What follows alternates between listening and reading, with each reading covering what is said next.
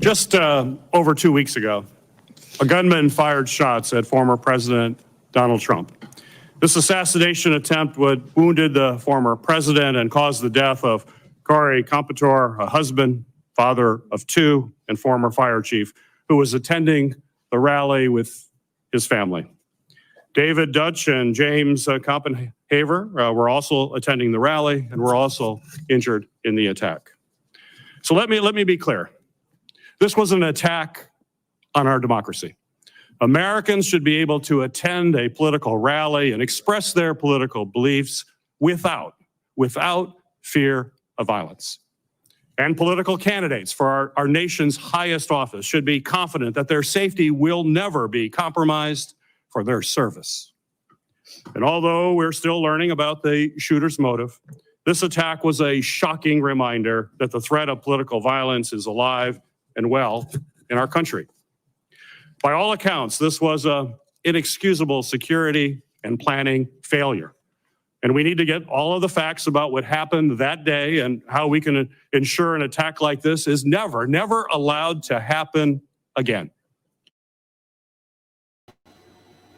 All right, ladies and gentlemen, I am here with Shawn. Welcome, hello, Shawn. Everybody.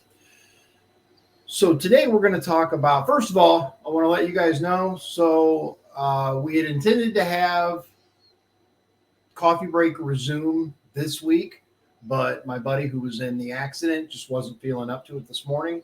We're going to try to get some episodes recorded. They may not be live every Wednesday morning for a few weeks still. He's still recovering from his motorcycle accident, but we're working on it, just so you guys know. I apologize for not having a video for the last couple of days. I actually had a procedure on my back where they go in and they deaden the nerves, and it turned out that, let's just say, I miscalculated how much pain I was going to be in. So I wasn't able to get that done. But moving forward, I will try to keep you guys more informed and stay on it. So we have had a gigantic, colossal failure when it comes to Secret Service and protecting their, what they call protectees. Mm-hmm. We have seen the House meet. We have seen the Senate meet. And we're just going to present them to you. Thanks to Shawn for going through and giving us the most crucial clips.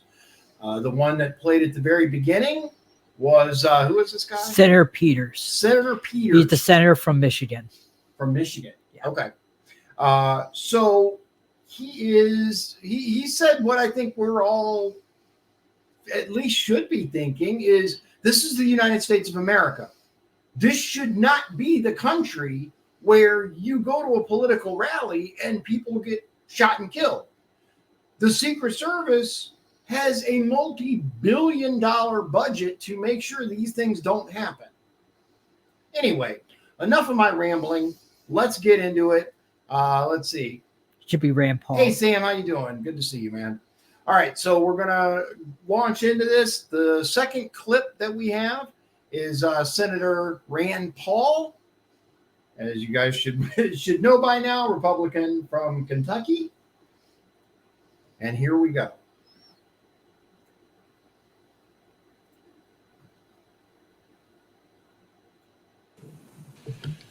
"18 days ago, a would-be assassin managed to climb onto a roof 400 feet from the stage where the former president and leading presidential candidate Donald Trump was speaking. The assassin's bullet struck President Trump, narrowly missing a fatal blow thanks to a last-minute head turn. Tragically, not everyone was so fortunate. A beloved husband and father in the audience was killed, his life stolen in an instant. 2 others remain seriously injured, their futures uncertain. The lives of law enforcement officers working the event and those in the audience have been forever changed. Yet the media has shamefully moved on to other stories, and Google has been caught trying to suppress iconic images of a bloody Donald Trump, images showcasing the resolve of our nation in the face of the attack." I'm going to pause it here real quick because I saw something online somewhere. I think it might have been Elon Musk who tweeted that he had tried to put it in the Google search results, right? Like assassination attempt T or TR or something. And it actually, or President Donald, like I tried it in search engines and Google, especially. If you put in President Donald, it pops up Donald Reagan. Yeah. Did you see that? I saw your post. Yeah, the screenshot that I took was from my phone because I like to verify stuff before I put it out there. And sure enough, that's a thing. And then when you Google Trump and actually get it to come up, it's all like Kamala Harris stuff. Like it's insane. It's insane. They're hiding and apparently Google, or at least Google AI, their AI, their garbage AI they have, their racist AI that they use, is now telling us that the assassination attempt is fake news, that it didn't actually happen. Wow. Yeah, it's insane. Here we go. But the American people have not forgotten, and we will not forget. There is no question that this was a monumental failure by the Secret Service. They had one job and they failed. We know that. What remains unclear is who specifically failed, how they failed, and what must be done to ensure that something like this never happens again. America deserves to know that those responsible for this failure are frankly not going to be in charge of securing the upcoming Democrat National Convention. Right. We need to know that someone's been placed on suspension, that someone won't be in charge of the next Donald Trump rally. Now, I was encouraged to hear that the acting director, Rowe, has initiated a disciplinary investigation in addition to the ongoing Secret Service policy review. This is an important step. However, real accountability will require a comprehensive examination of all the facts, which still remain unclear. This past Friday, my investigative team went to Pennsylvania to meet with local law enforcement and document the scene. One of the concerning things my team was told is that no one from Secret Service has talked to them since the shooting. I don't know how an investigation into what failed can be conducted without talking to the officers and agencies who were relied upon to do much of the work. Wait a minute. Hold on. Did he just say that Secret Service hasn't even had a debrief with the officers who were involved? That's what I think he just said. I'm going to back it up. Yeah, back it up. Just hold on. Since the shooting, my team was told is that no one from Secret Service has talked to them since the shooting. Hold on. Which team? Hold on. I think he means his team. To meet with local law enforcement and document the scene. One of the concerning things my team was told is that no one from Secret Service has talked to them since the shooting. No, he's talking about the local officers. Oh, wow. That's what they reported to his team, that Secret Service has not debriefed them, basically. Dude. That's a red flag. Oh, my God. What the hell, man? Okay, now it's starting to become crystal clear how and why this happened. This was a setup. I stand by that. That is my belief. Just me personally, that is my belief. I think this was an absolute setup. I don't know how an investigation into what failed can be conducted without talking to the officers and agencies who were relied upon to do much of the work. Yeah. Many questions remain unanswered about the planning and performance of security for July 13th. While a host of errors led to this security disaster, we now know local enforcement officers were suspicious of the shooter 90 minutes in advance of the shooting. Yes, you heard that right. An hour and a half before Kablooey, right? And I'm not saying this to be insensitive. I'm just, you gotta have variety, man. And I can only say the same thing so many times. But over 90 minutes before the first shots rang out, they were aware that, hey, there's a guy that looks suspicious. 90 minutes, dude. Uh-huh. Like, there are two glaring issues we need to focus on. First, why were the AGR grounds and the roof left unattended? Why was the AGR building, the shooter's perch, left outside the perimeter? Local law enforcement told my staff that they specifically flagged the vulnerability of the building to the Secret Service and were told that it would be taken care of. Clearly, these vulnerabilities were not addressed. Now, that's an interesting piece of information because this creates a paper trail, such as it is, right? It says, hey, we told the Secret Service, look, that's a vulnerability. And the Secret Service said, no problem, we got it covered. Second, why was Donald Trump allowed to take the stage? And Right. why wasn't he removed from the stage when a suspicious individual was taking increasingly suspicious activities? Over 20 minutes before President Trump began his speech, the Secret Service Command Center had been made aware of an individual with a rangefinder. At least 10 minutes before it was confirmed, the Secret Service's counter sniper team had been made aware of the suspicious subject and provided a photograph and a detailed description. Why was the event not delayed until the individual was found and checked out? I will agree with Senator Paul here 100%. At bare minimum, they should have held Trump off right to the side in a secured area until this threat was identified as, yes, it's a threat, or we overreacted. It's Grandpa Joe looking for a bathroom, because it happens. This wasn't done. It was, oh no, it's fine. Interviews with local law enforcement paint a different picture in critical places from what we have been told by the Secret Service in other briefings. Yeah. Now we need to hear from the Secret Service agents responsible for security that day. Our committee has formally requested interviews with those agents, but we have not yet been allowed to speak to them. I expect Director Rowe today to tell us when we will be allowed to talk to these people. Finally, let me close with this.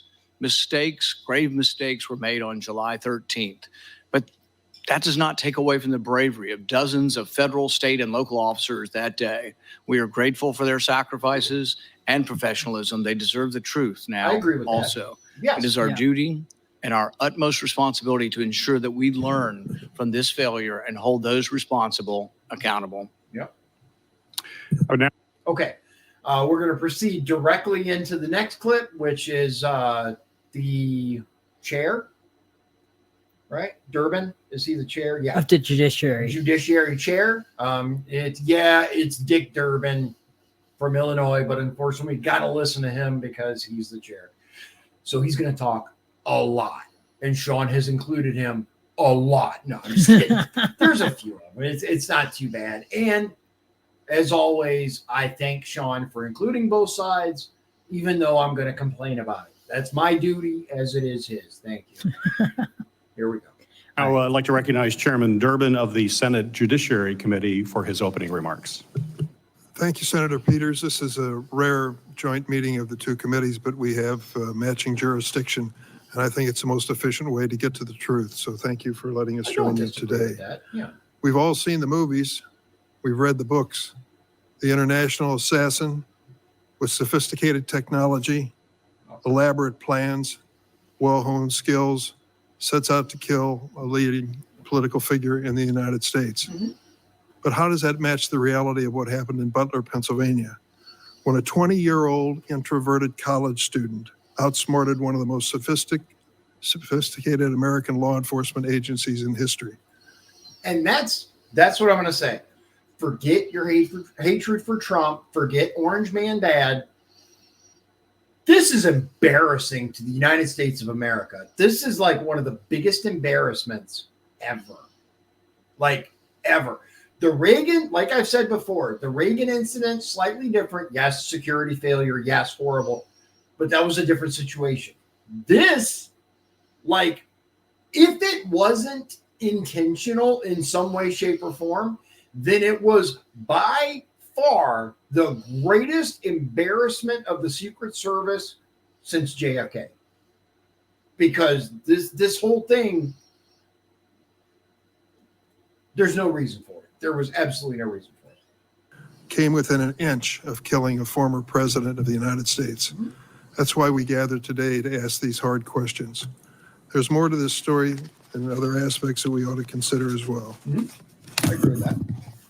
We cannot lose sight of the factor that contributed to the violence on July 13th. widespread, easy access to AR-15 military-style Oh boy, here we go. rifles. Well, I'm going to say this and then I'm going to shut up about it because every time I listen to this dipshit, it gets my blood boiling. The Democrats are going to use this the way they always do to try to take your guns. It's just that simple.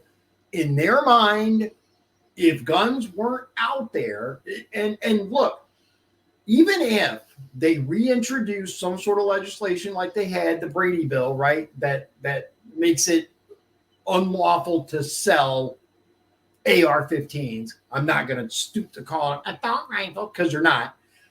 An AR-15, right, or that style of rifle, even if they say, okay, from now on, no.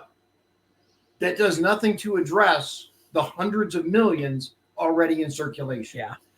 And they are never, ever going to be allowed to completely remove your right to keep and bear arms. It's not going to happen. Veterans, many people will take extreme action before that's allowed to happen. Right or wrong, I'm just saying. Changing the age or any of that stuff that people are allowed to buy a firearm is not going to change this type of thing. It's just not. This is not UK. This is not Australia. This is the United States of America. It's part of our Constitution. It's just not going to happen. Now, that doesn't mean they won't keep trying, because they do. Every time there's a tragedy, it's the tool's fault. I'm not going to say any more about it. Well, I can't make that promise. I'm going to try hard not to. There. we rely on the Secret Service to protect elected officials. We must acknowledge the unique challenges they face in light of the proliferation of weapons of war on our street. Pennsylvania, like many states, allows individuals to openly carry a loaded rifle without a permit. To make matters worse, assault rifles can easily be purchased from unlicensed dealers without a back. Oh, we were supposed to stop like 20 seconds ago. I got so wrapped up in the idiocy. Anyway, our next clip is from Graham, South Carolina. Yep. And it is at the 12:14 mark. He's the ranking member of the judiciary. He is the ranking member of the Judiciary Committee. So I want to let you guys know, at least for the short term, I broke down and I signed up for a trial for YouTube so that you guys don't have to deal with ads. It really hurt me to do so. I'm just going to let you know, but you guys deserve better. So I don't know if it'll last long term, but we got a couple of months. We'll see how it goes. Moving on. Several of us from the military have a military background. If this happened in the military, a lot of people would be fired. Yes, thank you. And if a lot of people are not fired, the system failed yet again. Mm-hmm. Having said that, the people who are brave and jumped on the stage to protect the president need Yep. to be applauded. Yes. We need to learn what happened, make corrective action, but somebody's got to be fired. Yes. Nothing's going to change I think it was Bill. I think Bill deserves to be. I don't know. I'm just kidding. until somebody loses their job. Thank you. Yeah, that was his opening statement. Yeah. You know what?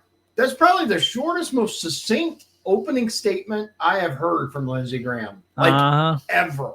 All right. Our next clip is directly after this, and it's the swearing in of witnesses. And I think this is important. They're taking an oath. The least we can do before we pick apart their testimony is listen to the swearing in process, which is why I personally like that Shawn includes it. It's the practice of the Homeland Security and Governmental Affairs Committee to swear in witnesses. So if our two witnesses could please stand and raise your right hand. Do you swear that the testimony you will give before this committee will be the truth, the whole truth, and nothing but the truth? So help you God. Thank you. You may be seated. Okay. They have both sworn an oath. Yep. To tell the truth. Will they? We shall see. Hopefully they'd say more than Ray and the Secret Service former head Cheadle. All right, so coming up at the 1356 to 2124 mark, excuse me. So this, just so you guys know, this is forged. The name of the video is up here, and it's Secret Service and FBI officials face grilling over Trump shooting by GOP, Democratic senators. Full. That's the name of the video if you want to watch it yourself or follow along. I don't know. All right, so Ronald Rowe. Now, who is Ronald Rowe? He's the new director of the Secret Service. So he's the acting director? Yeah. Okay, so he's the acting director of the United States Secret Service, right? Yep. Okay. Well, like I said, hopefully he has more answers for us than Kimberly Cheadle, DEI hire. Good morning, Chairman Look at that Peters, high type, boy. Chairman Durbin, Ranking Member Paul, Ranking Member Graham, and distinguished members of the committees. Thank you for the opportunity to appear before you today. He's a very serious looking man. A critical part of the Secret Service mission is protecting our nation's current and former government leaders. I'll say this, when I think of the Secret Service, this is the kind of guy that I think of. I'm just saying, like that whole that's what I think of when I think Secret Service. Not anyway. What we had before. The attempted assassination of former President Donald J. Trump on Saturday, July 13th, 2024 in Butler, Pennsylvania, was a failure on multiple levels. Okay. I Yeah. join you and all Americans in condemning the horrific assault on former President Trump, Corey Comparator, James Copenhaver, and David Dutch. And I extend my deepest sympathies to the Comparator family and my sincere wishes for Mr. Copenhaver and Mr. Dutch's continued recovery. Before I begin, though, I want to commend the heroic actions of the men and women of the United States Secret Service on July 13th. Our special agents shielded the former president with their bodies while shots were still being fired, selflessly, willing to make the ultimate sacrifice without hesitation. I am extremely proud of these actions and those taken by the counter-sniper team to neutralize the threat that prevented further loss of life. And I applaud the actions of our tactical teams that responded so quickly. I would also like to express my gratitude to our federal, state, and local partners. We rely on these critical relationships, which have developed over decades of daily collaboration to secure protective events and conduct criminal investigations.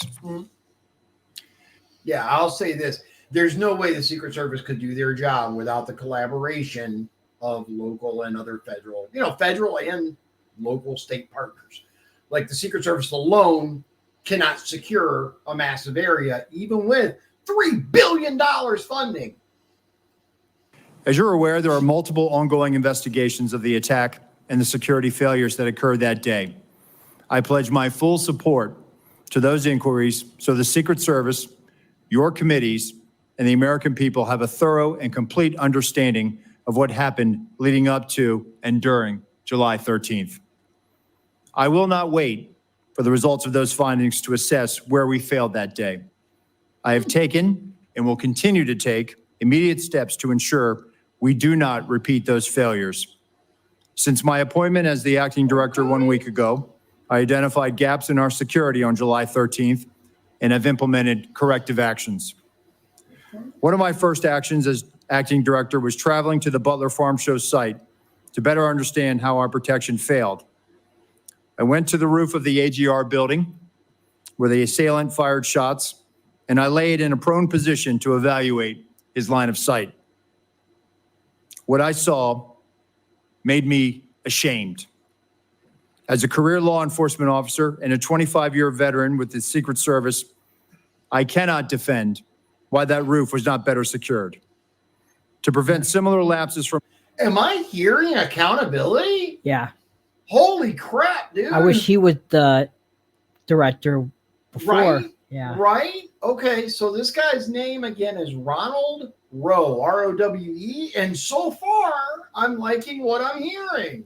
All right? occurring in the future, I directed our personnel to ensure every event site security plan is thoroughly vetted by multiple experienced supervisors before it is implemented. Okay. It is clear to me that other protective enhancements could have strengthened our security at the Butler event. As such, I have directed the expanded use of unmanned aerial systems at protective sites to help detect threats on roofs and other elevated threats. I've also directed resources to facilitate our protective site communications, particularly our communications with our state and local partners. In addition, I have instructed the asset request for Secret Service protective details to be approved expeditiously and have ordered the maximum use of requested personnel at protective sites to address this heightened security environment. I've heard your calls for accountability, and I take them very seriously. And given the magnitude of this failure, the Secret Service's Office of Professional Responsibility is reviewing the actions and decision-making of Secret Service personnel in the lead up to and on the day of the attack. For those who may or may not know, the Office of Professional Responsibility, that's like internal affairs. Okay. That's like, the cops who correct the cops kind of thing. It's their office that does internal investigations and holds people accountable. So, like I said, so far, I mean, it sounds good. If this investigation reveals that Secret Service employees violated agency protocols, those employees will be held accountable to our disciplinary process. With respect to congressional investigations and requests for information, I instructed my staff to provide full cooperation and respond expeditiously on a continuing basis to ensure you have the information you need to conduct your critical oversight. In my testimony before you today, I will provide details on the Secret Service's advanced security planning for the Butler Farm Show site. Facts as we know them regarding the incident itself, known breakdowns in executing the security plan, and corrective actions that the agency is taking to ensure that nothing like this happens again. Okay. So, But I do not believe that inadequate time to plan for this event was a factor in the failure. no, I don't either. As you saw, And you know what? Thank you for saying that, because I've heard, oh, they didn't have enough time to plan. They didn't have enough time to plan. You don't need a month to secure a rooftop, dude. Like, unreal. The people who claim that, oh, it was too short a notice. No, that's not the failure, guys. in my written statement, I am prepared to provide an overview of the security planning leading up to and during the July 13th attack.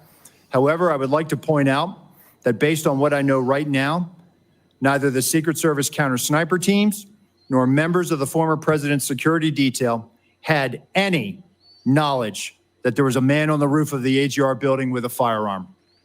That's a problem. It is my understanding those personnel were not aware the assailant had a firearm until they heard gunshots. Prior to that, they were operating with the knowledge that local law enforcement was working an issue of a suspicious individual prior to the shots being fired. I regret that information was not passed to Congress and the public sooner with greater frequency. And I fear this lack of information has given rise to multiple false and dangerous conspiracy theories about what took place that day. Yep. And I want to debunk these theories. Okay. Let me address one conspiracy directly. Okay. The Secret Service counter-sniper neutralized the assailant within seconds after the assailant fired his weapon. That counter-sniper had full discretion to use deadly force to stop an attacker and did not need to seek authorization to fire. Okay, I think that's a really, really important point because like I mentioned before, and I pointed out, I have no way of confirming this is, the reality or true or whatever. I had seen a post that claimed to be from the counter sniper that says he had to ask for authorization and was denied. So this guy's saying, no, that's not correct. I am immensely proud of the selfless dedication of our employees to the mission. Every day, across the globe, the men and women answer the call to protect our nation's leaders, and the standard is no fail for a reason. Mm-hmm. During our current high operational tempo, I want and I need to ensure that the Secret Service workforce are uplifted so they can focus on carrying out the mission. They have my full support, and I'm confident in their abilities to ensure the safety and security of the people we protect. They are worthy of trust and confidence, and they deserve your support as well as the support of the American people. Chairman Peters, Chairman Durbin, Ranking Member Paul, Ranking Member Graham, and members of the committees, thank you for the opportunity to testify at this joint hearing. I will submit the remainder of my statement for the record, and I will answer your questions. All right. And that is a far cry from the previous individual who was in charge. Now, so far, all we have are words, but big old ghetto booty butt, big difference. Like huge, huge, huge difference. And I will say this, I greatly appreciate the fact that he led off with his condolences and his apologies to the families of the individuals that were injured and killed. Yep. That's huge to me. That, Yeah. look, you weren't in charge. You've been appointed, but nonetheless, he went, yep, we're responsible. Ultimately, we're responsible. Good on him so far. We got to dig in some more, but I'll say this, so far, big old thumbs up. All right. Going right into it next is Paul. I don't know how you say his name. Is it Abate? I don't know. Abate? Yeah, It I'm might not be. sure, but it's Abbate, and he is the deputy director of the FBI. Yep. Correct? I'm not familiar with this guy. This I will am be not the first either. I've really, seen anything. But Me here too. we go. It's a pretty short deal, like three and a half minutes. Thank you, Mr. O. Our second witness is Paul Abate. Mr. Abate is the Deputy Director of the Federal Bureau of Investigation at the Department of Justice. In this role, Deputy Director Abate oversees all FBI domestic and international investigative and intelligence activities. Okay. Prior to his appointment as Deputy Director, he has had a distinguished 3 decades within the FBI leading counterterrorism efforts, and most recently as the Associate Deputy Director of the FBI, where he's responsible for the management of all FBI personnel, budget, administration, as well as infrastructure. Okay. Mr. Abate, thank you for appearing before the committee here today. You are recognized for your opening remarks. Thank you, sir. Good morning, Chairman Peters and Durbin, ranking members Paul and Graham, and distinguished members of the committee. It is a privilege to appear before you today to discuss the FBI's investigation of the attempted assassination of former President Trump on July 13th in Butler, Pennsylvania. Before going further, I want to again offer my and our condolences to the victims of this heinous attack, to the family and loved ones of heroic firefighter and father Corey Comparator, to Mr. Dutch, to Mr. Koppenhaber, who continue to recover, and to former President Trump, who was also struck by a bullet fired from the shooter's rifle. Our thoughts and prayers are with each of them and their families and loved ones. Within minutes of the attack, the FBI field office in Pittsburgh, Pennsylvania, received notification of the assassination attempt and responded to the scene immediately with a surge of resources, quickly moving forward on the investigation. From the outset, the FBI has been investigating this attack as an assassination attempt and an act of domestic terrorism.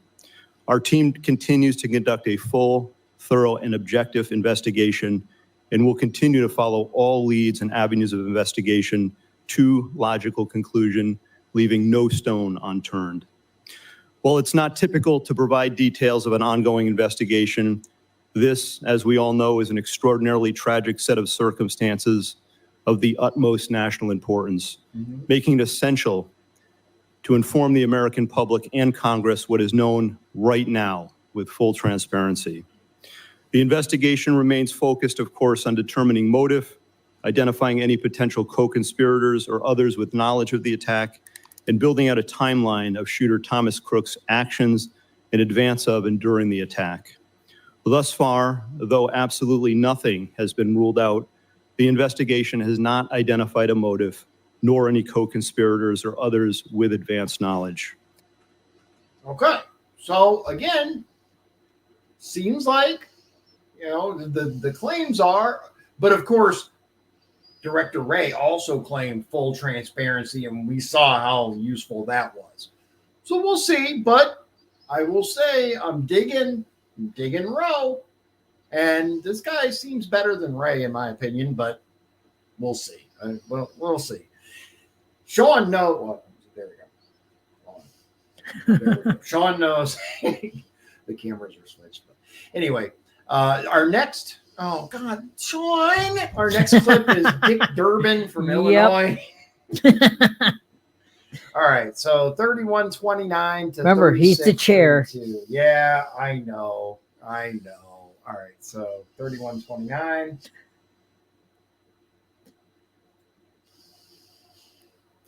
Okay. Well, For details for obvious reasons. But I do want to ask a question about the Secret Service staffing. Congress has nearly doubled the budget for the Secret Service over the last 10 years, yeah. from $1.8 billion in fiscal year 2014 to $3 billion in fiscal year 2024. Despite this large increase in funding, the number of agents in protective operations has fallen from 4,027 to 3,671 during that same time period. Yeah. Okay, that's very concerning. We It- gave you guys a whole bunch more money. Like he said, almost doubled over Like the $1 last billion. 2 years. Yeah. And there's less agents and less materials, according to him. Okay, that's extremely, extremely concerning. What the heck is all this money being used for? Good question. Approximate 9% reduction. Acting Director Rowe, what accounts for protective operations losing 356 agents over the past 10 years? Good question. So, Senator, with respect to where we are today on staffing, and then I'll address the 10-year where we were. In this year alone, we are going to end the year on the positive of 200 plus agents. That's the first time in a number of years that we've been able to do that. Part of that was gaining some efficiencies in our hiring process. But what I want to re-emphasize is that we have not dropped standards. Only 2% of every applicant actually makes it through the hiring process. Wow. Yeah. Think about that. Only 2% of the people who apply to work in the Secret Service make it. That's on par with like the SEALs. Yeah, that's tough to get into the Secret really, Service. really tough. Interestingly enough, as we learned from Cheeto, when she came and testified, they have the lowest satisfaction almost of any agency in the federal government. Like 312th, I think they were ranked Yeah, out of like 403. Yeah, they were way down on the list, which is interesting. I mean, I don't know about you, but like, first of all, kudos to those who work in the Secret Service. Like, imagine being willing to put your life on the line, no matter who it is. That's the thing. You have to go into the Secret Service. You're not going to automatically work with the president. You know, if you join the Secret Service because you love Trump or you love whomever, you're not automatically. No, there's other people. The chances are pretty darn slim that you're actually going to be around someone you like. Think about it. Most of the Secret Service, either foreign politicians or former politicians, most of which are pure slime. Like, ew. So I can see why, you know, it might be hard to get people to do that job. But we are filling our classes at the Federal Law Enforcement Training Center, and we are doing this ramp up as part of what lies ahead of us with the LA Olympics in 2028. With Makes respect sense. to what has happened in years prior, this is a difficult and challenging job, being a Secret Service agent. oh yeah. Living your life by somebody else's schedule, constantly away from your family, constantly having to meet increased operational and investigative demands, which we gladly do, but it's not for everyone. And I think there are times where people have to make tough choices and they decide to leave the agency. But that doesn't mean that they were any less of an agent or that they weren't committed to the mission. because we are all committed to being patriots and serving our country and protecting our nation's highest leaders. I think there was a variety of factors. Some of it was the pandemic. Some of it was, the economy or other opportunities. We have people that are very skilled in cyber that often leave the job. Some of the protective skills that they acquire are also in demand in the private sector. But some of the mechanisms that we've put in place just in the last year is also retaining our workforce. And that's what we are focused on right now. The Government Accountability Office has determined that restaffing from Okay.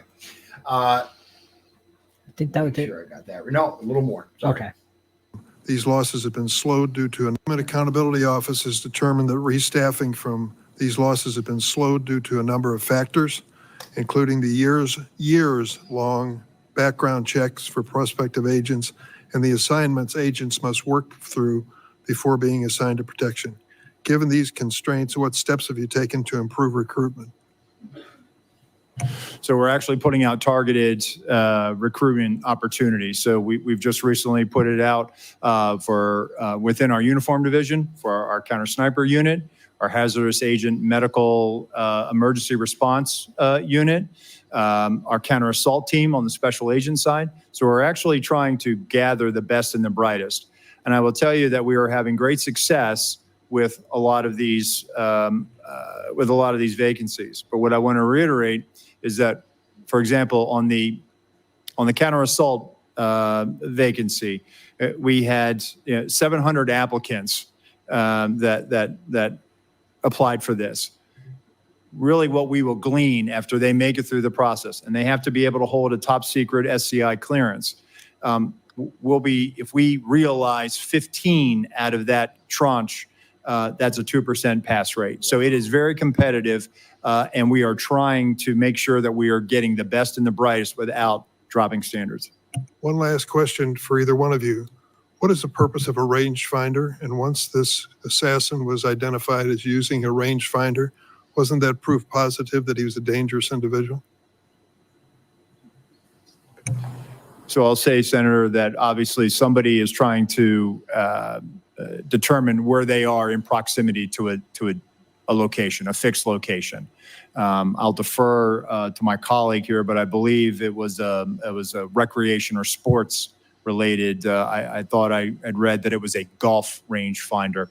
Nonetheless, it still would have provided him the ability to provide the distance that he was away from his intended target. Wasn't that enough? As far as raising suspicion, Yes, I think he was identified as being suspicious by local law enforcement. and nothing happened. Well, I know that local law enforcement was attempting to locate him. Thank you, Mr. Chairman. They were attempting to locate him. Yeah. We actually just did a video, which is probably I'm probably going to put out tomorrow on the police officers and FOP president testifying in front of Congress. The Pennsylvania State Police. Yeah, Pennsylvania State Police Commissioner and the head of the FOP, I think, for the country. Yeah. Anyway, it was an eye-opening Hearing. I guess. The testimony was interesting. And of course, people playing politics still, because you have that. Anyway, our next little clip is from 3633 to 4209. This is Senator Graham again from South Carolina. Should be right there. Yeah, it should be right here. Thank you, Member Graham. Thank you. Let's go back to the resources. Do you need more money? Senator, listen, there is a single branch, a single agency in the executive branch that that needs more money. Everyone would take more resources. We've had a great relationship with the Department of Homeland Security, the Office of Management and Budget. Do you feel constrained to ask for more resources by anybody? No, sir, we don't. And actually, we have a great relationship with our appropriators and obviously the authorizing committees, and they have always looked out for the Secret Service. So I would encourage you to think big when it comes to resourcing the department in light of what happened here. At the time of the Yeah, by all means, Graham. Yeah, it's not enough to give our money to Ukraine. It's not enough to give our money to Israel. Now, by all means, invite federal agencies to demand more money as well. Yeah, I don't. Dude, this guy. Anyway, Musa. Look, They already have a budget of $3 billion. They have a budget of $3 billion. I'm not sure why they need Come more. ask us for more money. Yeah, I'm not sure what you're. Unreal. shooting, the Iranians were threatening high-level American officials, including President Trump, right? Senator, it's widely Is that known. right, FBI? Yes, Senator, that's 100% Did that correct. factor into the security footprint? So, Senator, what I will say is that it is widely known that the Iranians do not like us. I would refer you to the National Well, it's not Security. that they don't like us. They threaten to Yeah. kill certain people Yeah. and they named them. Correct, What sir. the hell? Yeah. But I can't publicly It's comment. not like, I hate America. I'm going to kill these 3 guys. Right. Right. I cannot publicly comment, sir, on. Well, they on- publicly comment on it. I mean, it's not But what. Senator, what I'm trying to say is I cannot publicly comment Okay. on what Fair enough. intelligence, but I Fair can enough. assure you that we do a threat-based protective model. I'd like to have that model provided to the committee. Could you do that? Yes, sir. Could you also give us the protocols that are in place to secure a site like this? Yes, sir. Okay, thank you. One, the protective detail around President Trump, I know them all very well. They're brave men and women. And these questions is not to belittle anybody. They're trying to find out how the system fails so badly. You say you're not reluctant to ask for more money. What do we need to do to make it easier to hire people without lowering our standards? I mean, I know it's a hard job. Can So- we do anything to help you? So I think we're willing to take that back, sir. I think we're working on our time to hire. We've Well, if you had actually- more people, you'd have more time off. That's true, sir. Okay, Yes. well, let's get more people, more time off. These are tough jobs. I mean, people in this community know. agree with Yes, that. I don't know how they hold a family together. But we doing need what to they're keep doing. the standards It's the mil- high. But, well, that's what he's saying without lowering the Yeah. standards. And I do agree. It would probably be ideal to have someone who can, cover your shift. But at the same time, they've got $3 billion freaking dollars, dude. Yeah. How many Secret Service agents? Well, how many employed by the Secret Service? I Well, had we it continue. before. We had it before, but I just want to verify. In the meantime, military really on steroids. The encrypted app. Paul, can you tell us about these apps? Have they been broken into? The guy had some apps that were encrypted.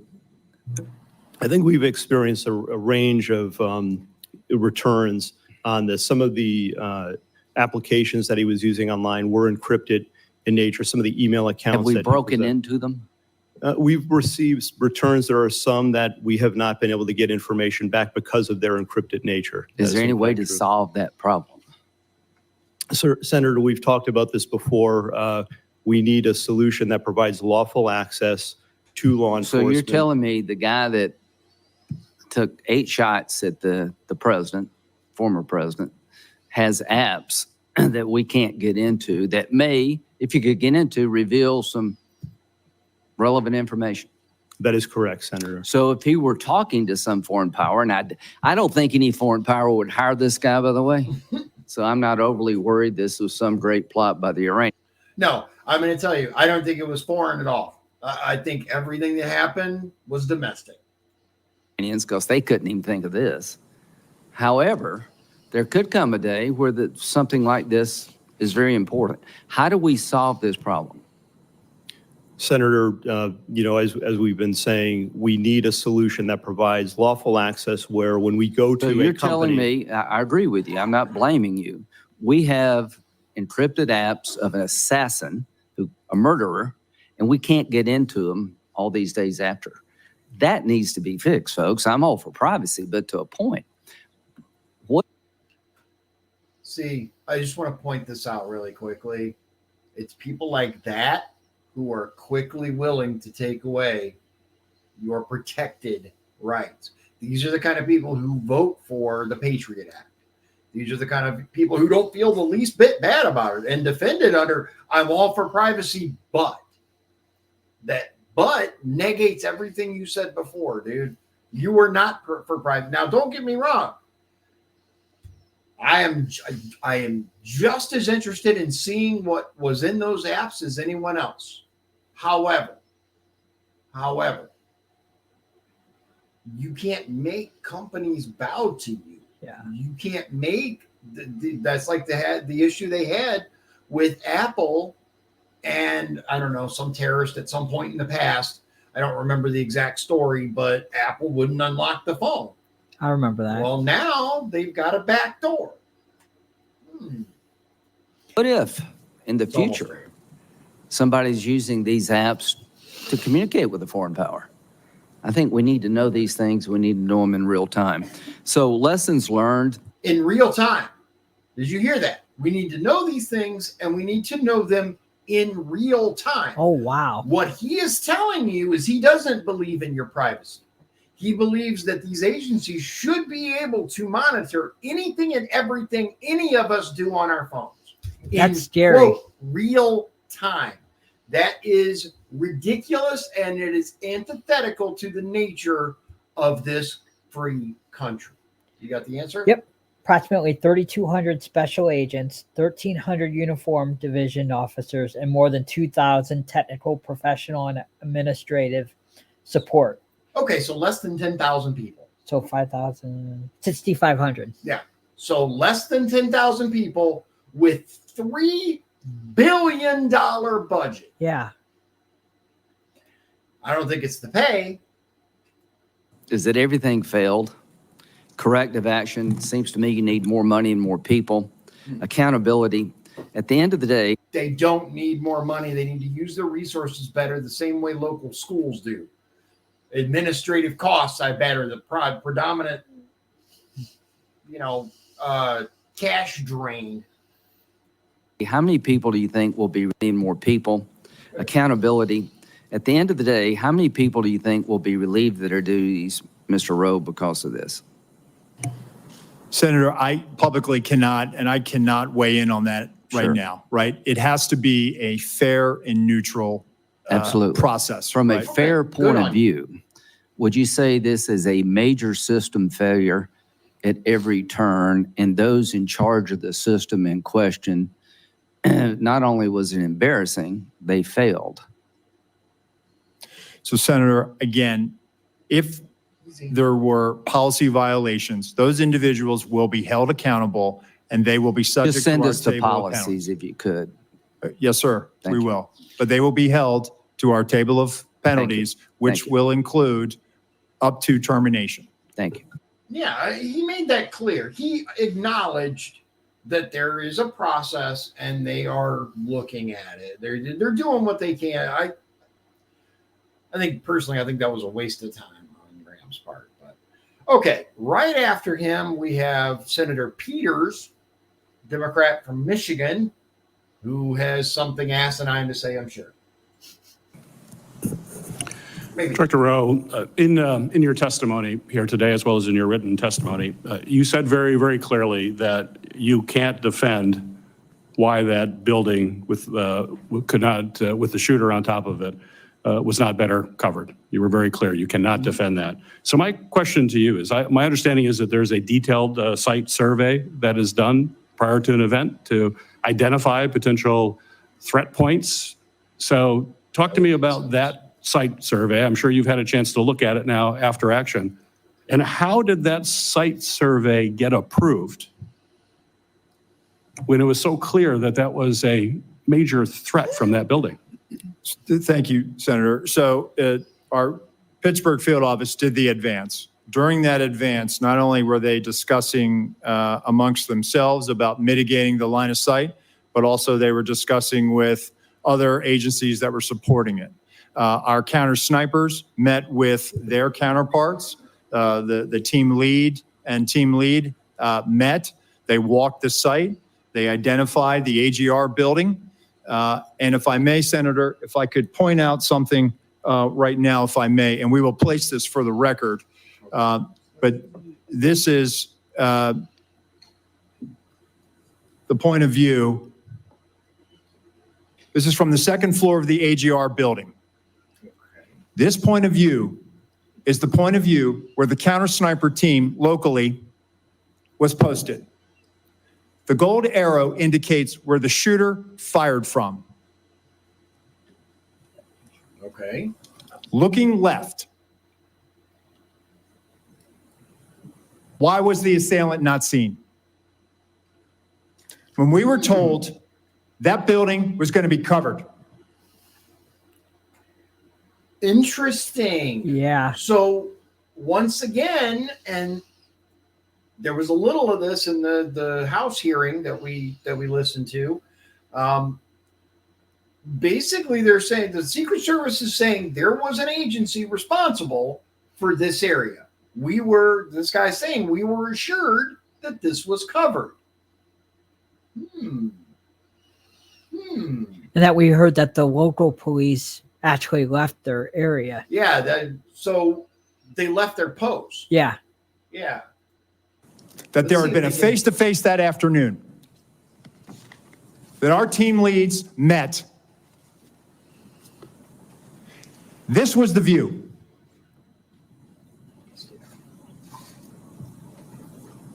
Let me show you another view, Senator. Now, I'm going to say this. He makes a really good point. Yes, ultimately, the Secret Service was responsible for the security. However, if a certain location, for example, was farmed out or responsible, another agency had responsibility for that area, let's say, and they didn't do their job. Is that the case? Stay tuned. No. B. All right. Let me show you another view, Senator. Another view. B. What did you say? All right, what do we got here?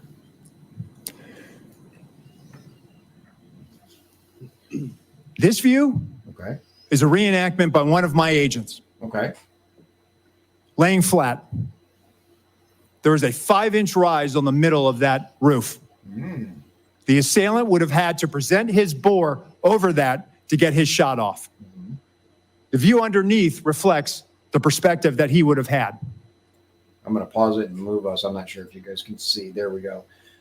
Yeah, so if you compare the two, in order to have a shot at all, then you're going to have to be up on your elbows. Like he said, the weapon's going to have to be, the barrel at minimum is going to have to be over the roof eave right there. So you're going to see that outline. Like it's a pretty visible outline. Again, I call your attention back to the first exhibit if they'd have looked left. Give me C.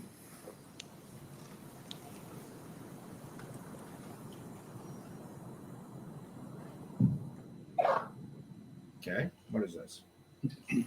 This is what our counter sniper team saw. Okay. Okay, there we go. Oh, wow. Okay. So, yeah. H1 to shooter, no elbows. H1 to shooter with elbows. So, I don't know if you guys can see, it's pretty hard to see that. There's a reason. I think what he's leading up to, I don't know for sure. I haven't seen this, but I think what he's leading up to is we had people in those windows watching that roof for a reason. Because from the counter sniper's position, it's very hard to see anything out of the ordinary. And I will say this, it's difficult to see. Shooter, no elbows. You barely make out the crown of his head. Below it, the assailant up prone. And let me just tell you, our counter sniper, this individual, I know him. I consider him a friend. He has covered me operationally in conflict zones. And when I did my time on the president's detail, he exemplifies the courage, the skill in the ability to respond under great stress in such short time to neutralize the threat and prevent further loss of life.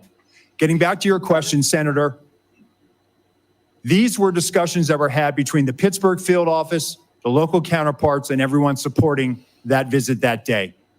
And that's why when I laid in that position, I could not, and I will not, and I cannot understand why there was not better coverage, or at least somebody looking at that roof line when that's where they were posted. Yeah.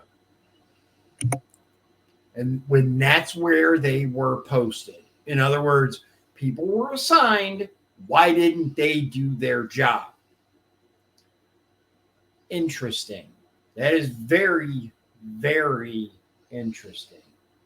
All right. So our next clip, just a few seconds later, this is Peters from Michigan, 4210 to 4628. No, that's not right. It should be Paul. Yeah, Paul. Sorry. Yeah, that was this. Okay, sorry. Yeah, this should be Senator Senator Paul, Paul. 4834. Yeah, 48. Oh, that's what I was messing up on. All right. I was like, wait a minute, something's not right here. Okay.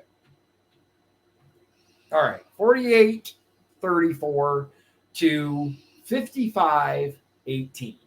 Paul from Kentucky. Director Rowe, I'm encouraged by your attitude and what you brought here today, what you Yeah. talked about as far as immediate changes that you've made, and I hope you'll follow through with that. I'm encouraged by the fact that you acknowledge that it's indefensible that the roof was unattended. Would you say the roof being unattended breaches standard protocol for setting up a security perimeter? What I would say, Senator, is that that roof should have had better coverage, and we will get to the bottom of if there were any policy violations. I would think indefensible would go along with breaching protocol, and I can't imagine how indefensible would not be breaching protocol. What I would caution, though, is that I sense, and you're the Secret Service, and these people are your friends, and they are heroic people who do good things, that we can't let our friendships blind us from responsibility. So someone's in charge of the security at the zone. Would the Secret Service be in charge of the entire operation, and they work with law enforcement, but they're in charge? The person in charge of the entire operation is the Secret Service, not the local police.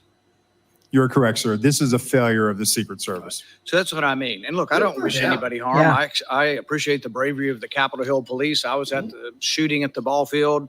I've heard 100 shots coming my way. Fortunately, none came to me. But I appreciate the bravery of all the people who protect us.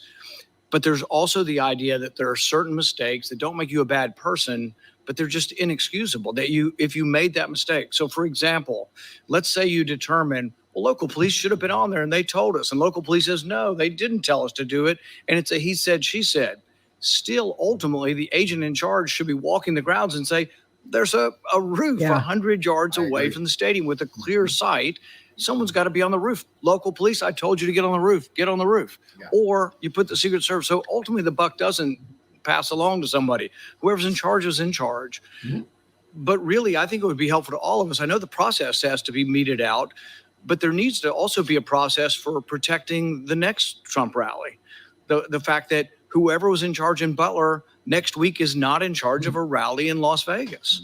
And so I think you really should say that. You should simply say that the leadership from that event is going through a process, but until that process, they won't be in charge of the Democrat National Convention. That would reassure a lot of people that they won't be in charge of security until it's determined. Can you tell us something to that accord? Yes, sir. So I can tell you that the team planning the Democratic National Convention, that is a national special security event. That team has been on the ground. That's from D.C. With support from our Chicago field office. Okay. But I just want to reiterate that our Pittsburgh field office staff, they are wearing this harder than anybody right now in the Secret Service. Right. They feel completely demoralized. And what I'm trying to do is also let them know that, listen, they need to be focused on the mission at hand. I also have to walk a tightrope here and make sure that I am not Well, I understand. tainting any And future, from one one discipline point, action. I understand, and I have great respect for all the officers. but ultimately someone had to be in charge and someone made a terrible error, and it's an error of judgment. The big error is the roof. But another big error is we have 90 minutes of a suspicious person. Yeah. Now, Senator Durbin mentioned the rangefinder. None of these are enough to shoot a suspicious person, but they certainly, you would think, would be enough to stop the proceedings. That's where Mhm. I agree with that. Just because someone has a rangefinder doesn't mean you should pew them, right? But I think, like he said, it should be enough to at least go, hold on, Mr. President, And let's get this investigate. sorted and investigate, right? I think you get to the second major management or judgment error of this. Now, Trump's done probably 100 rallies like this. How often at one of his rallies are there 90 minutes of looking at one person and at least a half a dozen pictures of that person? How often does that happen? And is it against protocol to let a proceeding go on when you've got a suspicious person, 90 minutes worth of people talking about this person, and we don't stop the proceeding? Does that defy protocol? And something else I want to mention that I've heard from multiple sources now is that the individual and the suspicion of the individual was never relayed to Trump's detail. The I've heard that individuals too. with Trump. So how much of this was local, not communicate? We don't know. I'm not placing any blame or pointing any fingers, which is why we're having all these hearings to try to get to the bottom of it. But if individuals were supposed to be on the roof and decided not to because they were hot, and if agents were supposed to be at those windows looking out over the roof but decided not to because they were looking for this person, where is the level of responsibility for that, and who does it fall to? So Senator, while there's 90 minutes in total from when he's first identified by local law enforcement, we have about a 30-minute window. But at no time is there anything ever communicated about weapon or harm. And I Not think talking that's about where a the weapon. threat. A weapon, you shoot people with a weapon. Sure. Without a weapon, we're talking about people you stop and say, he had a backpack, which was probably big enough to have the AR-15 in it. In all likelihood, the backpack has the weapon in it. So a guy with a big backpack would never get through the perimeter. So once again, a big mistake was not having the perimeter wide enough to prevent people from shooting outside the perimeter. But the thing is, he would have never gotten through the perimeter, right? His backpack would have been checked. But people with big backpacks are very suspicious. And I would think he's been seen 6 times. But you got 20 or 30 minutes of knowing about it. But the thing is, there's all kinds of chatter going on about this. And you would think the chatter going on with the local police is on a police radio, and a policeman with that radio is standing in the control tent, so you get that communication. Yeah. So there's a huge and massive breakdown. But really, my question is, how often has this happened at other rallies where there's a half a dozen pictures and 90 minutes of people talking about a suspicious person? I just can't imagine that it's real common. So, Senator, at rallies, there are people that come to the attention of law enforcement for a variety of reasons. Shawn. If they come to our attention for some other activity that might, put it a little bit, hey, we probably need to go check that individual out. This happens, and that's why we attempt to locate them. That's why it's important for us to try to find them. And it's important to have the information. And so local law enforcement did their very level best to try to locate him. They did provide us the photos 30 minutes prior. It just, he evaded any detection by law enforcement. But once again, it's the overall person in charge. It's a terrible breakdown. It's a terrible management decision not to have stopped it. There was a chance to stop the proceeding. And the question is not whether there's enough information to take down an individual. It's a much lower standard to say, hey, we're going to wait until we get this individual.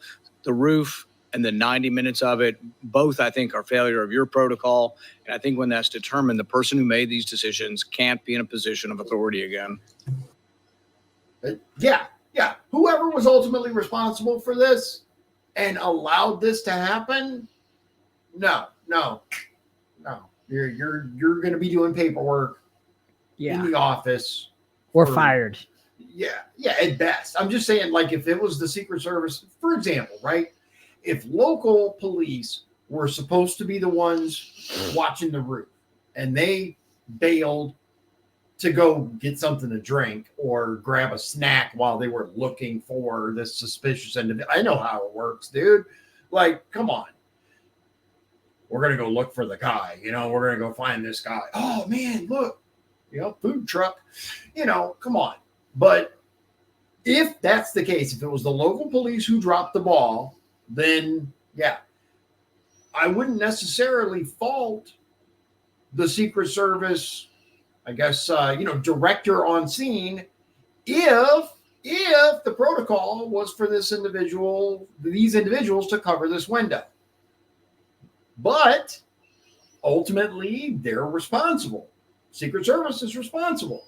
I'm still befuddled, mystified. There are tons of words we could use at why the perimeter was so small. Like, that decision alone would render you should be fired. Like, that's a terrible idea. Our next clip, Senator Johnson from Wisconsin. Yep. And that is the 11209. Aren't you There he guys is. glad that Shawn did this so we don't have to watch the whole thing? There's like 3 hours and 13 minutes of this, man. Thanks for your questions. Thank you, Mr. Chairman.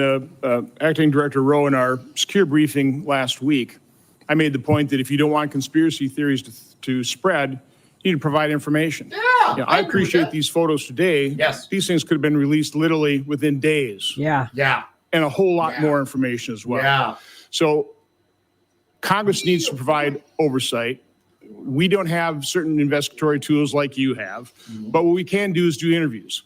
So Acting Director Rowe, did you receive our letter from July 25th requesting interviews with 13 individuals of the Secret Service? We are in receipt of that letter, Senator. And I don't know, Director, or Deputy Director Abate, have you seen that letter as well? Do you know who we're requesting interviews with? Senator, I have not seen Okay. the letter. Do you know whether those individuals submitted to interviews with the FBI, Acting Director Rowe? We're in the process. Those employees are being interviewed if they have not already been interviewed, sir. Are those interviews being transcribed? The FBI interviews, sir? Yes. But we have 302s on those. No, the alien interview. Yes, Senator, we Okay, will. when will Congress get those 302s? When will we get those transcriptions of those interviews? Senator, I'll take that back and we'll get those to you as soon as possible. So Acting Director Rowe, when will those individuals be made available for Congress, for this committee to interview them? Senator, we'll make them available. How soon? Because memories are short. They can Yeah. be influenced by events. We need these transcribed interviews as soon as possible. We will get that done, sir. Does the Secret Service use encrypted communications at events? You notice there's never a time frame given. No. It's never, we'll make sure they're available to you immediately, sir, or as soon as I get back, or within 24 hours. It's as soon as we can. As soon as we can. That's open to interpretation. I mean, I plan on buying a football team when I can. Like, On our radio nets, we do, sir. Are those memorialized? Are those saved? The radio traffic from Butler, we did not have recordings. Do you normally? convenient. Not on the road outside of DC or outside of a presidential or vice presidential stop. So communications between Secret Service agents will not be available like we've gotten the communications from local law enforcement. That's convenient. I'm sorry, Senator. So we're not going to be able to get those communications. You didn't save them, No, sir. which is very unfortunate. Yeah. It is, sir. And moving forward, I've directed that we will now start recording those so that we will have them moving So, forward. and by the way, I'm going to ask for a number of things at the very end to be entered in the record. But one of my preliminary findings is that the Secret Service did not attend the 9 o'clock briefing the day of the event. In your testimony, you said that a site briefing was conducted with Secret Service personnel and law enforcement partners supporting the event. Those both can't be true. So local law enforcement do not believe Secret Service was present at the 9 o'clock briefing. Were they or were they not? So, Senator, with respect to the snipers that went on national television and gave an interview and said that they did not get a briefing from the Secret Service, they were supporting through mutual aid, and our personnel briefed the tactical team leader was leading that element that was providing this counter sniper. So, Acting Director, Okay, so basically they briefed his boss. And I guess they're talking about counter snipers or whatever, individuals that said, we didn't get briefed by the Secret Service. Okay, you don't need to be briefed by the Secret Service if your job is to watch this spot. You don't Okay. need a whole Secret Service briefing. That's like expecting working at Indiana State Prison and being assigned to work a tower, right? You don't need the superintendent, aka warden, to tell you during your shift, make sure you look out this side, this side. That's part of the job. Like, That should be So just you said that- understood. yeah. The Secret Service provides explicit instructions to the locals. Were explicit instructions provided to cover the roof of the AGR building and locals just not follow it, or were those explicit instructions not provided? It's my understanding what was communicated is that the locals had a plan and that they had been there before. So an awful lot of the chatter on social media has to do with is there partisanship in the Secret Service, providing coverage for some individuals and none for others, about Secret Service coverage or additional coverage enhancements being denied. Was there ever requested additional coverage for Mar-a-Lago? Senator, we have provided additional resources What- to the Mar-a-Lago What residents. was coverage asked for and denied ever? I'll have to research that, Senator. I'm sure you But do. I'm happy to tell you, we have made significant investments since the former president has left office, over $4 million Again, of technology, resources, and alarms. Documents will Yes, come sir. out eventually to make the point one way or the other. This is an important piece of information that Congress needs to have. Senator, we'll make there's- those available to you, the there's- investments we've made. There's a report today by Susan Crabtree of Real Clear Politics saying that you denied sniper coverage outside of driving distance of DC. Is that true? That is a false statement, sir. Well, that is Okay. incorrect. That is incorrect. Okay, I mean, that's the kind of information you need to refute with Right. documentation. Yes. Um, Agreed. Deputy Director Abate, you said this is an assassination attempt and domestic terrorism. It's obviously assassination attempt. Why make the distinction? What is different about that? We think it's important to cover all the possibilities here in the reality of what we're dealing with and what we've all seen, Senator. And we've learned lessons from the past. The tragic shooting at the baseball field was referenced here. We've learned the lesson from that. That was not opened properly. And we've made changes in the Bureau, and it's reflected here in terms of how this investigation is being approached with a completely open mind and inclusive of all the possibilities, including domestic terrorism. I fear that makes the investigation potentially partisan. Mr. Yeah. Yeah. So he brings up a really good point, and You mean Senator Johnson or the FBI? yeah, Senator Johnson does, because first of all, be very, very careful when you start talking domestic terrorism, right?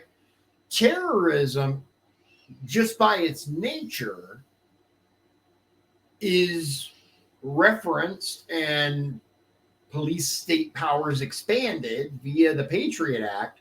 When you're labeled as a terrorist, your rights don't apply. You don't get a lawyer. You get to be held indefinitely, all these things, which is why it is so concerning for the FBI and other governmental agencies to refer to conservatives, Trump supporters, whatever, patriots as domestic terrorists, because your rights go right out the window. It's why the Patriot Act desperately needs to be repealed. Desperately needs to be repealed, in my opinion. Okay, our next clip is at the 119.31 to 121.39, and this is Butler Okay. from California. Chairman, I'm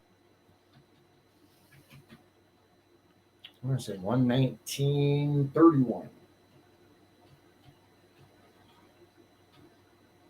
13th, Director Abate, can you just talk a little bit about how did Mr. Crooks, how was he able to get an AR-15 onto the roof of that building?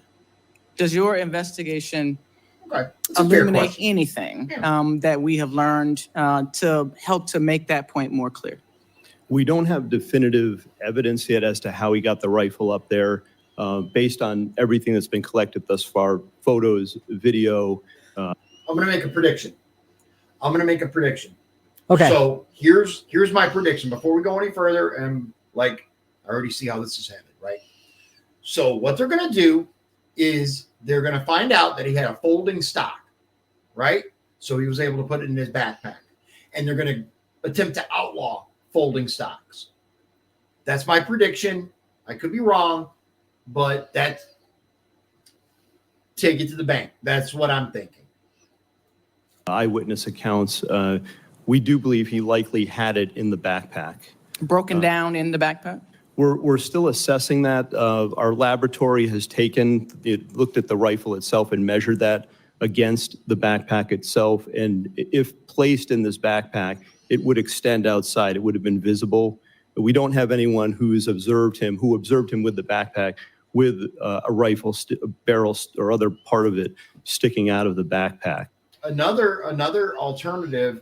That's what I think. I think, folding stock, put it in the backpack. But another alternative that you could have is you could have a piece sticking out of the backpack, but have a head covering or something draped over it. That's true. I'm just thinking out loud here of ways that they wouldn't have seen something sticking out of the backpack, even though it was.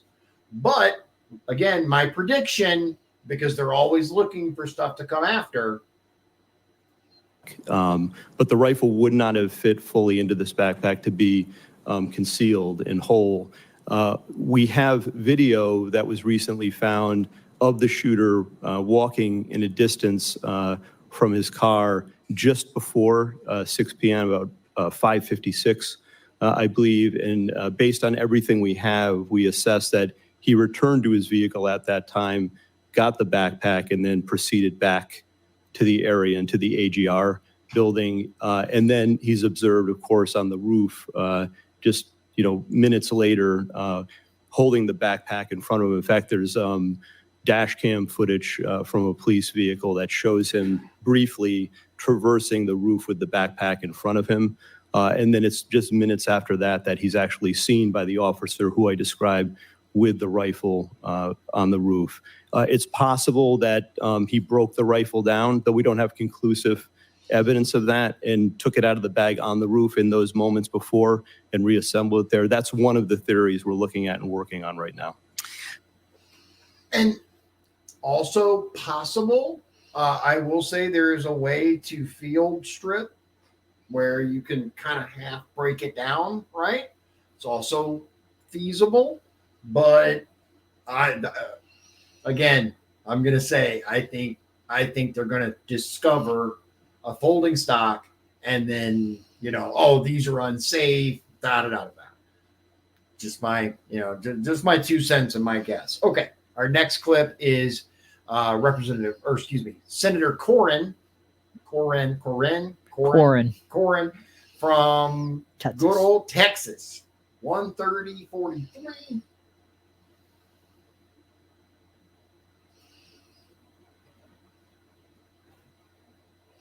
Okay, here we go.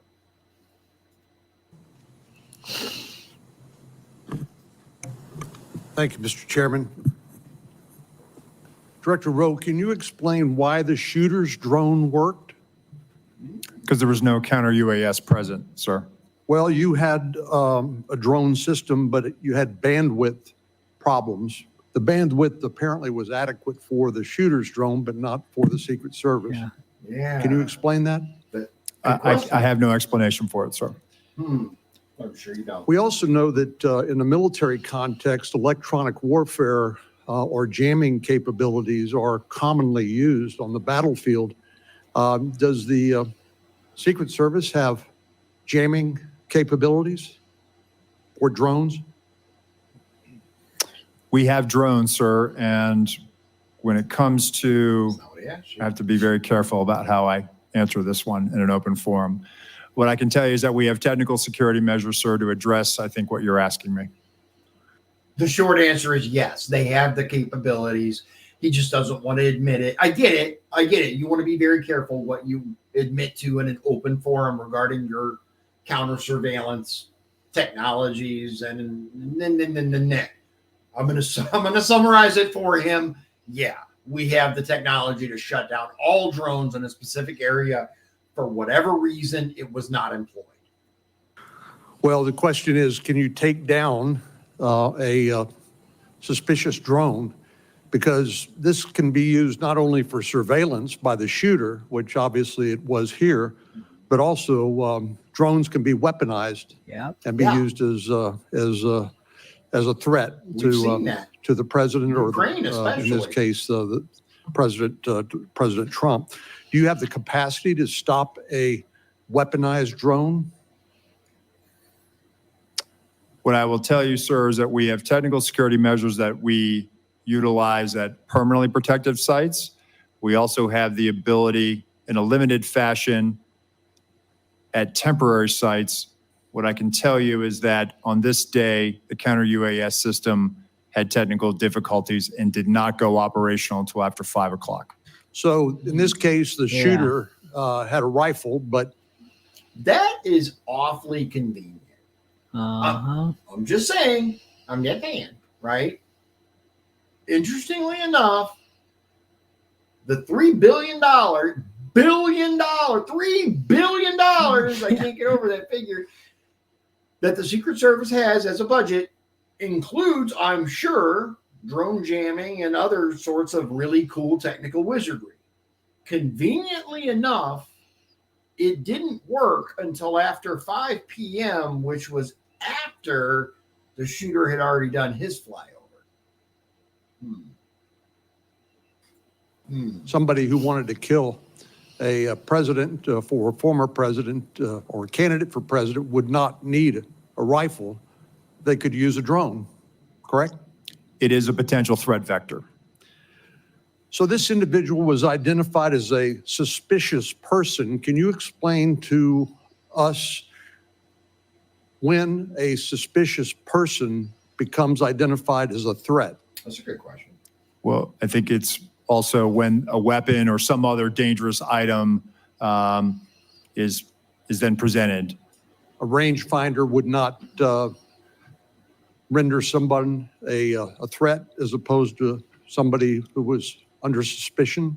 I think the rangefinder is what initially brought him to the attention of local law enforcement. And why would the president be allowed to take to the stage while a suspicious person had been identified and before the Secret Service or local law enforcement Good were answer. able to Good investigate question, I the mean. Very circumstances? good question. So at that time, Senator, suspicion had not risen to the level of threat or imminent harm. Well, you didn't, ultimately, that suspicious person did become a threat. Yeah. You think if the president had been asked not to take the stage and during the time it took to investigate, to eliminate that suspicion, that wouldn't that have been the appropriate way to deal with it?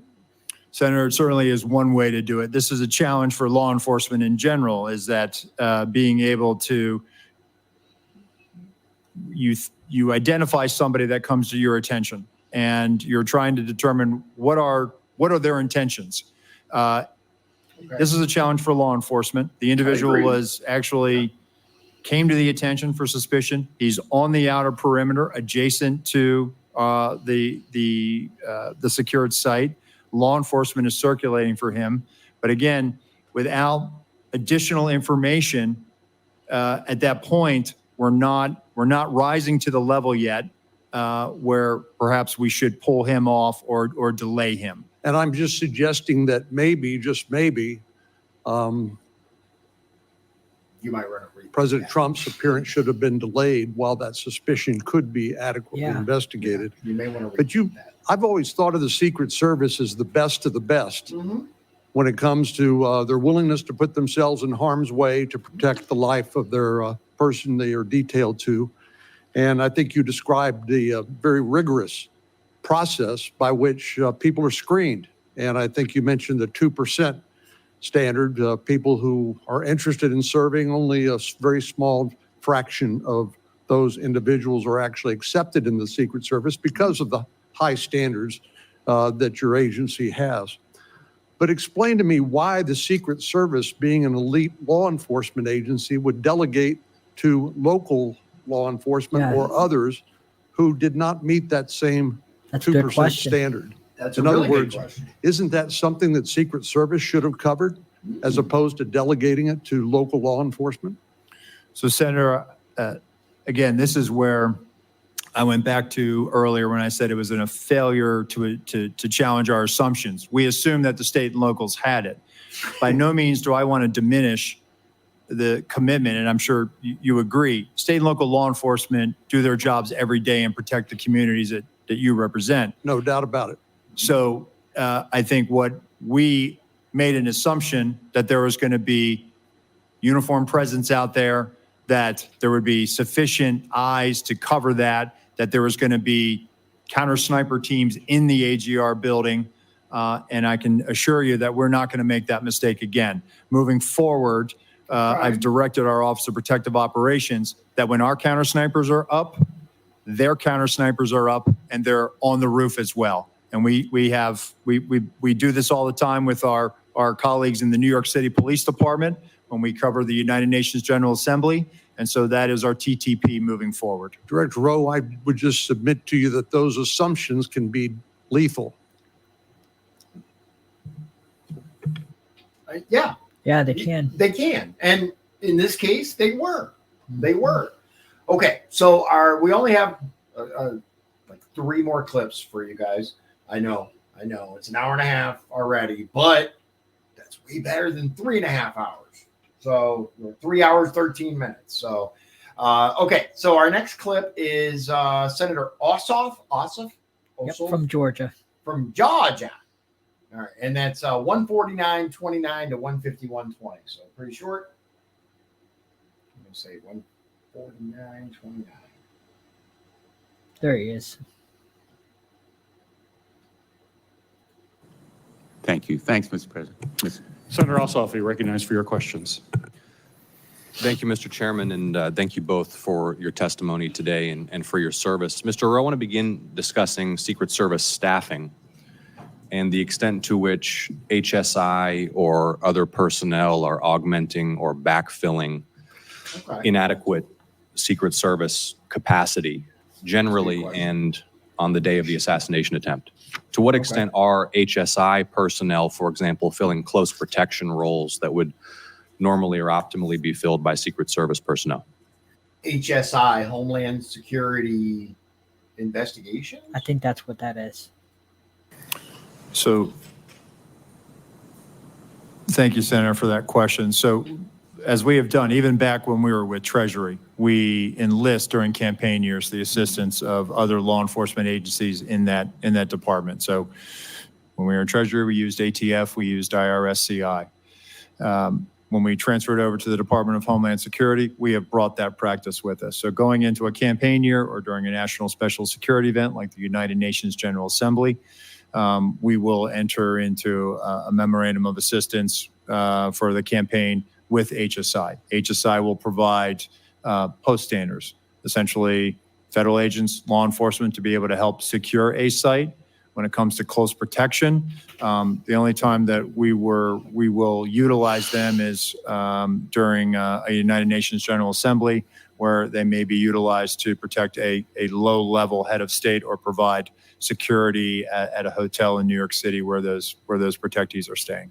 So on the day in question, all of the former president's close protection detail were full-time Secret Service personnel?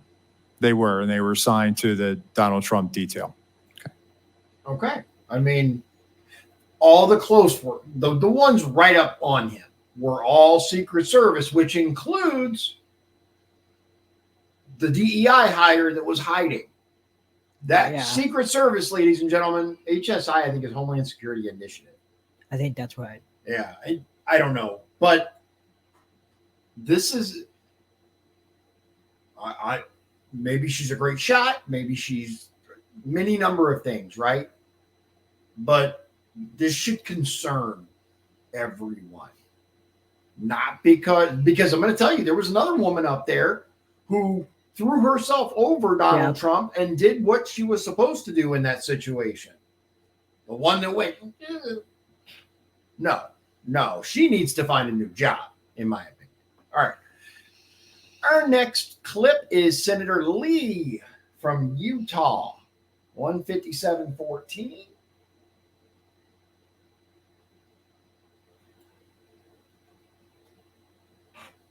To 203-31, Senator Lee from Utah. Let's Understood. hold off on this. If there were 8 shell casings found next to the assailant's body, but he was neutralized after the first shot, where did those other shots come from? Where did the other shots go?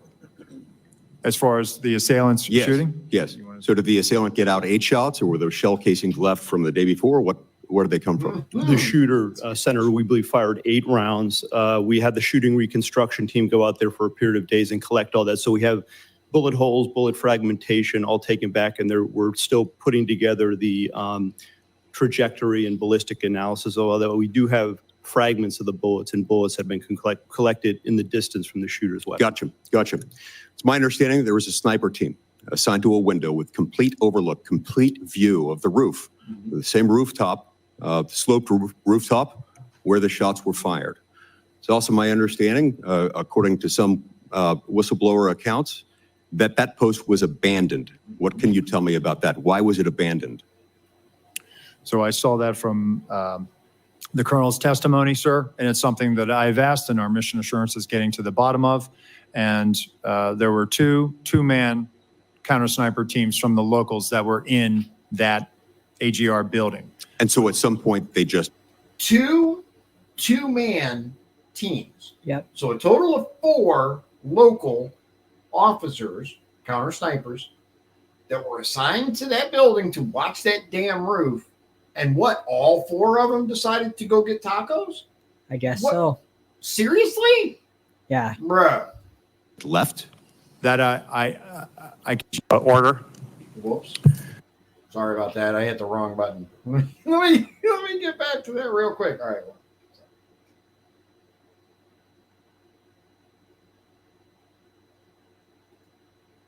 shooting? Yes. So did the assailant get out 8 shots, or were those shell Rounds. We had the shooting reconstruction taken back, although we do have... It's my understanding there was a sniper team assigned to a window with complete overlook, complete view of the roof, the same rooftop, sloped rooftop where the shots were fired. It's also my understanding, according to some whistleblower accounts, that post was abandoned. What can you tell me about that? Why was it abandoned? So I saw that from the colonel's testimony, sir, and it's something. And he's talking about the testimony to the House. Yep. That we did a breakdown on, and It will be released later. yeah, I'm gonna That's- probably set it up for tomorrow. The Pennsylvania, he's talking about Yep. the Pennsylvania State Police. Pennsylvania State, yeah, the colonel, the director of the Pennsylvania State Police. Thing that I've asked and our mission assurance is getting to the bottom of. Yeah. And there were wanna know. two-man counter-sniper teams from the locals that were in that AGR building. And so Two-man sniper teams Yep. in that building. at some point they just left? That I can't, I don't have an answer for you on that, Senator, but it seems to me that if even one of them left, there should have been remaining some additional eyes left in that building. Yeah. Yep. That seems like something that maybe should be one of the very first questions you address. I'm actually surprised that you don't know that already. And I'd ask that you Same. submit to us in writing what you learn as soon as you learn it. Will you commit to that? Yes, sir. What can you tell me about, well, let me just state this way. Multiple requests were made by Trump's protective detail and by Trump's campaign team to the Secret Service for additional resources. I'm told that those were denied. And as I recall, the Secret Service spokesperson initially denied that such requests were made and denied. Why not tell the truth from the outset? What were they trying to do Yeah. there? So, Senator, I don't think there was any intention to mislead. Seems like a pretty material fact, doesn't it?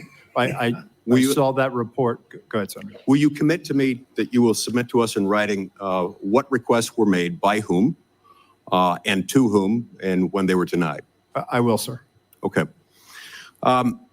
Look, at the end of the day, we're looking at a situation in which, at a minimum, people knew that this guy had a gun at least 2 minutes before the shooting happened. Agreed. I want to know what you can tell me about what happened during that final 2-minute period where a whole bunch of people in the crowd saw and were shouting, he's got a gun. Yeah. During that 2-minute period, perhaps at the beginning of it, the local police started to climb the rooftop, and there was at least 30 seconds after which local police were able to personally observe the shooter with a gun, had the gun pointed at him. What happened during that time period, and why on earth was President Trump not removed from the stage at that moment? Yeah. So again, Senator, the reason why President Trump was not removed was, again, we did not have anything more than locals working an issue at the 3 o'clock. Wasn't determined as to whether or not it was the same individual or not, and there was no report of The same individual as what?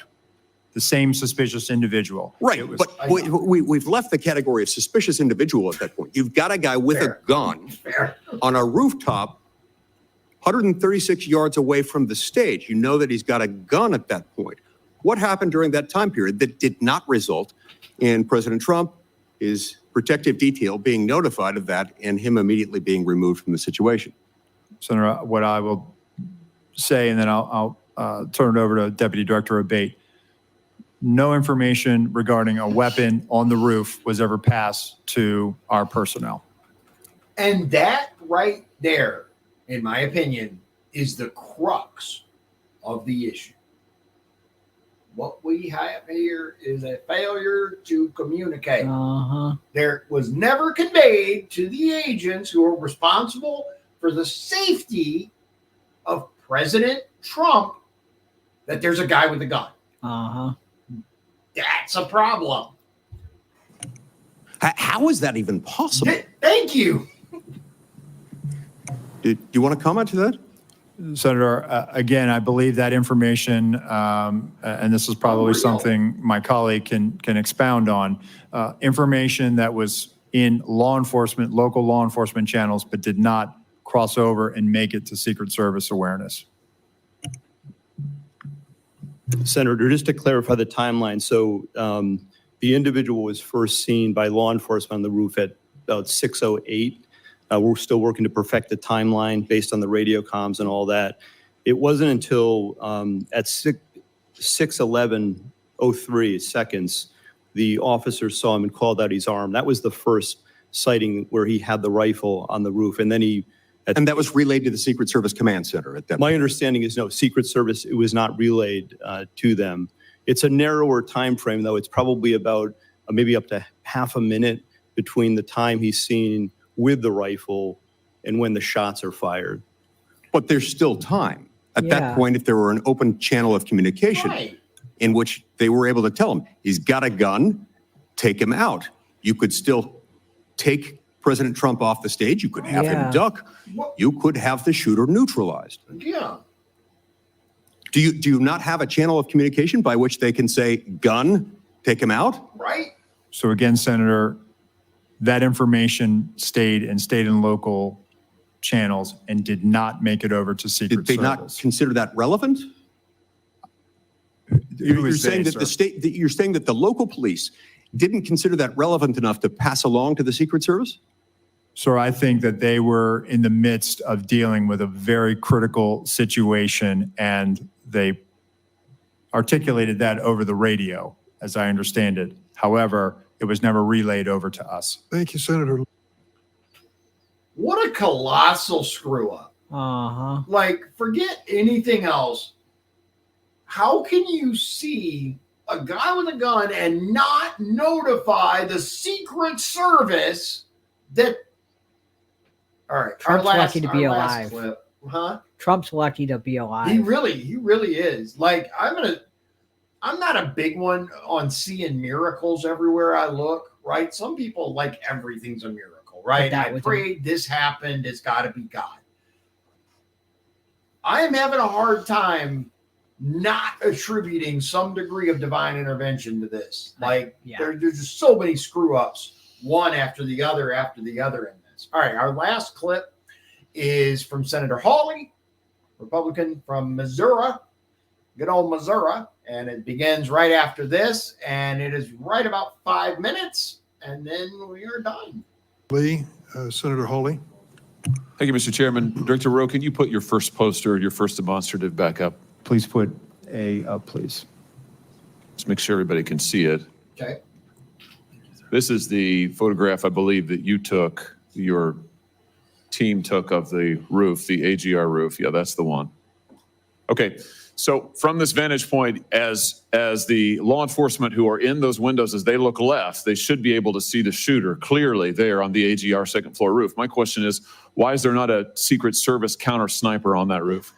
So, Senator, we're when we post up, our methodology is to look at things that can see in on our protectees, so that they can provide that coverage. But why is there not a Secret Service counter sniper there with clear line of sight? That roof has a clear line of sight to the former president. Why didn't you put a Secret Service counter sniper there?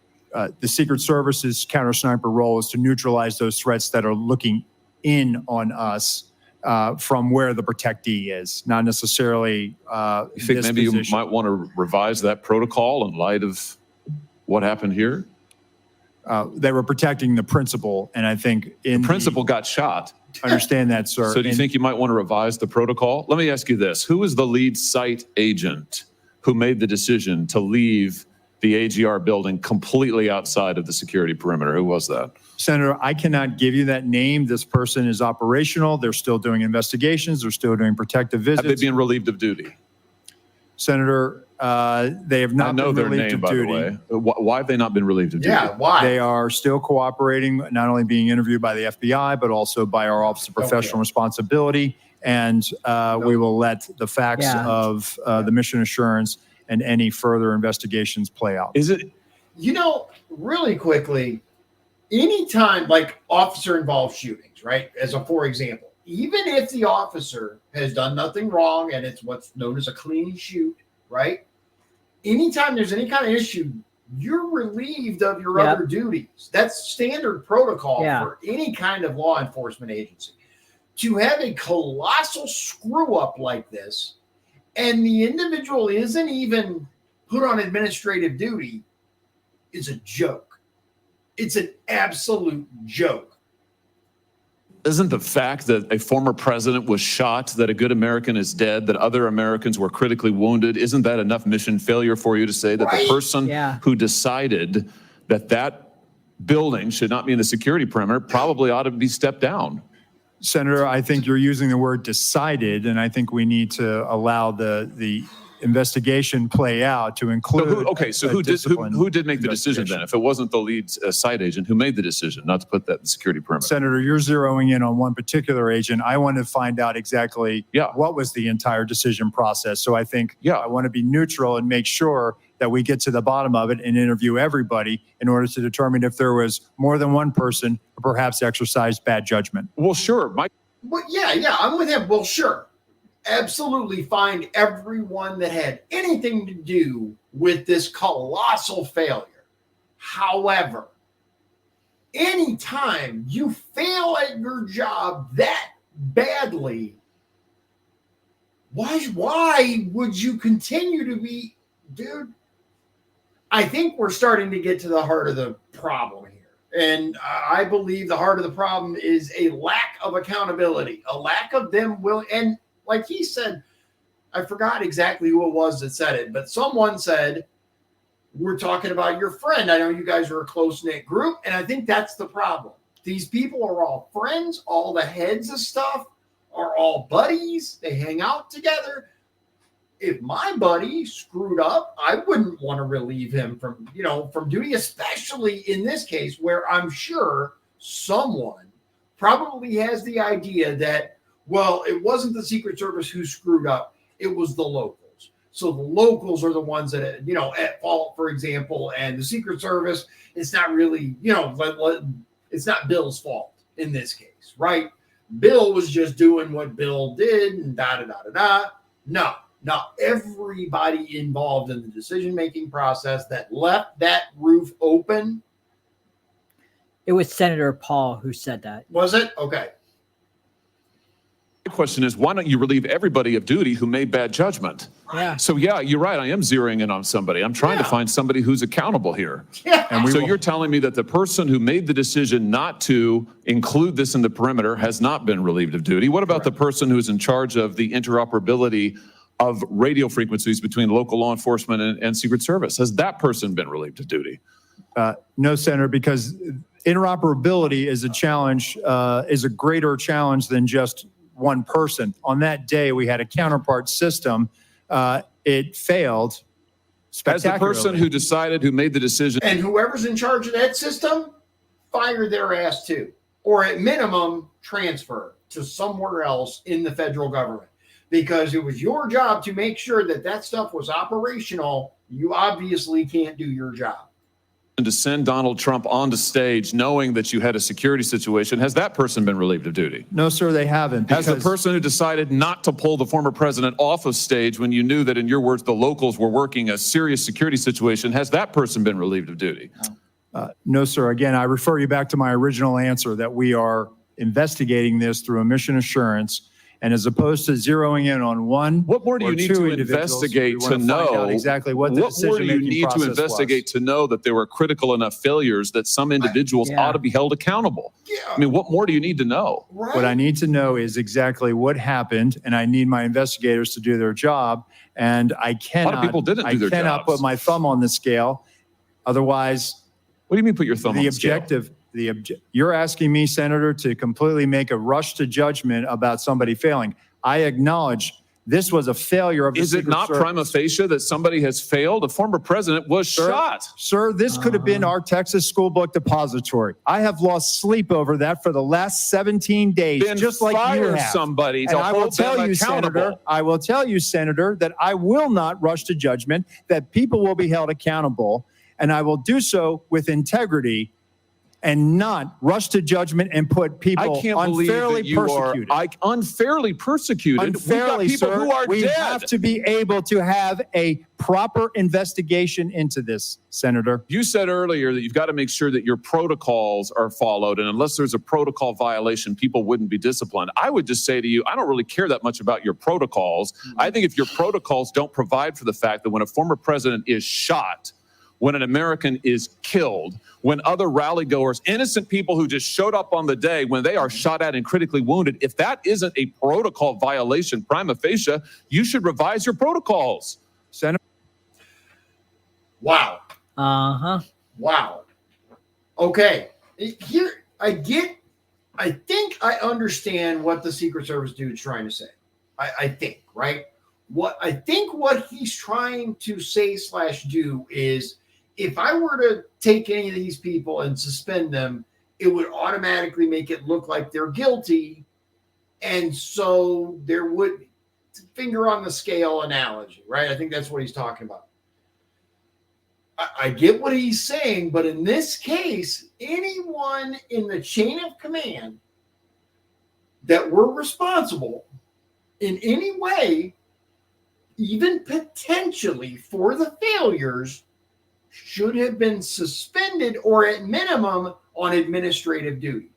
Yeah. Not out in the field, not doing this, not doing that. They should have been, do some paperwork while we investigate.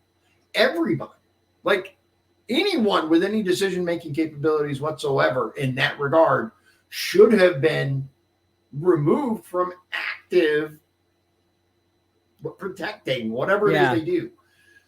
So that would have prevented all of that. However, this guy's solution is, no, we're just going to leave everything alone and let them do their investigation. I don't know, man. I don't know. I still don't buy that this 20-year-old kid was able to sneak in